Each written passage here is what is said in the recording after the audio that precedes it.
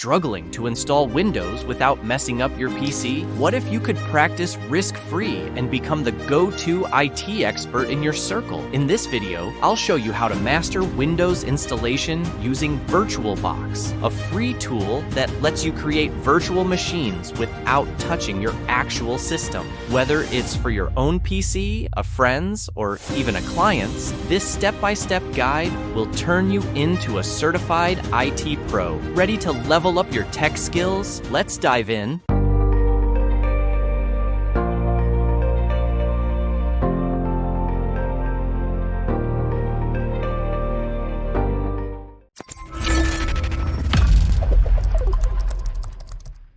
In this new course, we will see in detail how a complete installation of Windows happens. And we're going to use the VirtualBox software to do this installation directly from our PC to practice. This way, you can reproduce it at home very easily before doing it in production on your own PC, that of a friend, or directly on a client workstation in your company. It is important to know that the process is relatively similar from one Windows to another. So, if you know how to install a Windows, you can install all Windows. To get started, you'll need to install the wonderful VirtualBox tool, which allows you to create virtual machines. A quick look at Google to download it, and then you can install it on your PC. Here's what you'll get after launching your Oracle Machine Manager. With this completely free application, you will be able to create multiple virtual machines without having to format your PC all the time. The advantage is that it is compatible with all operating systems. That is to say, not only will you be able to install a Windows system, but also Linux and even a Mac OS.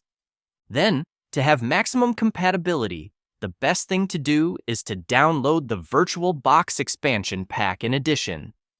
Generally, you will find it right below the link where you downloaded the tool.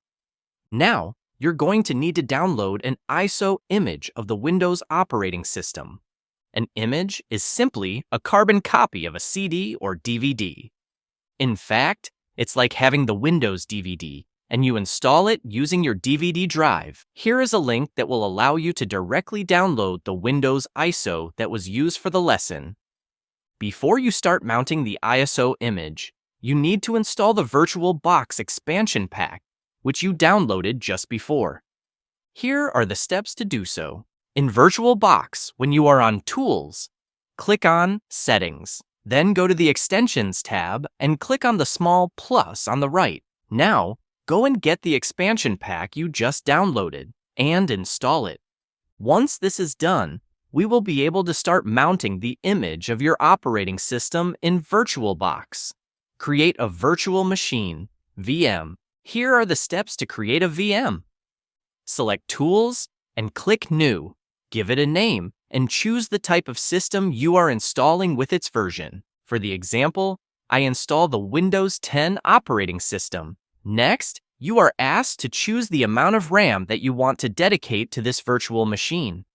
For the example, I leave the tool decided and stay on the quantity that is recommended. Afterwards, we recommend that you create a virtual hard disk again. I leave it as it is and click on Create. Then you are asked for the storage space. So let's start with a dynamically allocated hard disk. Then, all you have to do is click on the Create or Finish button to start creating your virtual machine. Mounting the ISO, now it's as if you had a PC on your desk. If you boot it in this state, well, without an operating system, you won't get very far. That's why we're going to put a virtual DVD in his player. To do this, select your machine and click on Configuration. Go to the Storage tab. Click on the small symbol that represents a CD and look for the image of your operating system that you downloaded just before. And all you have to do is click OK. Windows installation. Now you're ready to start installing your operating system. Installation, configuration. Click the Start button to launch your virtual machine from the ISO image you mounted on it.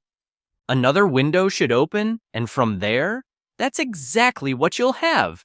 If you're installing a Windows 10 on a physical PC, on the first window that appears, you need to select your language preferences and click on Next. Then, click on Install Now, since that's what we want to do. We're not here for a repair, since we're booting on a completely blank PC. Then comes the time when you are asked to enter a Windows key. Since it's just for testing, you just have to say that you don't have a product key. You will still be able to install Windows, except that you will only have a limited version. If you don't enter a Windows key, you'll be asked to select the version you want to install. For the example, we will start with the PRO version of Windows and click on Next. Then, after reading the Windows User Agreement carefully, you need to accept it and proceed.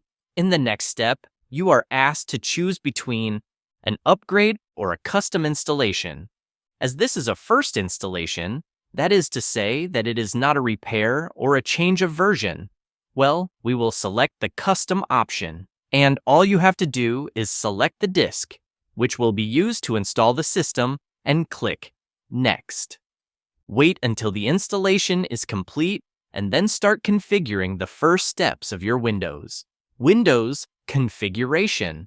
At the end of the installation, you will see that your virtual PC will restart perhaps several times before arriving at the first step of the configuration. Here, you have to choose your region. So, we're going to choose United States and click on Yes. We do the same for the layout of the keyboard, and we're going to skip the addition of a second keyboard layout. In the next step, you will have the choice between personal use or for a company. In fact, if you choose for a personal account, then you will be part of the work group, and you will have to create a local account or enter your Microsoft account, as is the case for my PC. And if you choose for an organization, well, you have the possibility to join a domain. This means that you will need an Active Directory account to join a domain that is hosted, for example, on a Windows server. As we will see later in the training, we will start with a personal configuration, and then we will see how to join a field. After clicking on Next, you will be offered to add your account. So here, so be it. You put your own Microsoft account, either create a new account, or you use an offline account, and that's what we're going to choose for the example. In the next step, you are asked to confirm that you do not want to create a Microsoft account. And for that, you will have to click on Limited Experience to continue without a Microsoft account. Enough to make you feel a little guilty, you are then prompted to enter your username and create your own password for that account. Then confirm it and click on Next. You will then be asked to create security questions in case you forget your password. After that, the rest of the configuration is rather personal and according to your use. For my part, I'll leave everything as default, but it won't have any impact on your use. I authorize Microsoft to use my location, locate my device, send diagnostic data, improve writing and typing, achieve personalized experiences, and to allow apps to use an ad ID. So you will have to control your buying impulses. I remind you that you don't have to activate all these options because it won't change your use of the system, and moreover, it's not much use. So, you can very well deactivate everything without any problem. After all that, that's where your assistant Cortana comes in. So no, she's not a real assistant. It's still virtual and you'll only have the voice. For my part, to go faster, I'm going to click on Not Now. And there you have it. We've just completed a full Windows system installation. All you have to do is run the security updates in Windows Update. You can now browse your new desktop as if it were a real PC, and above all, do all the tests you want.